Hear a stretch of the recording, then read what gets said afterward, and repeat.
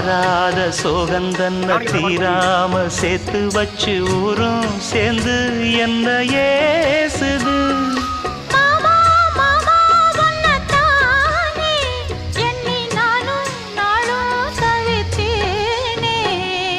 கூண்டுக்குள்ள என்ன வச்சு கூடி நின்ன ஊற விட்டு கூண்டுக்குள்ள போனதென்ன கோலக்கிளியே.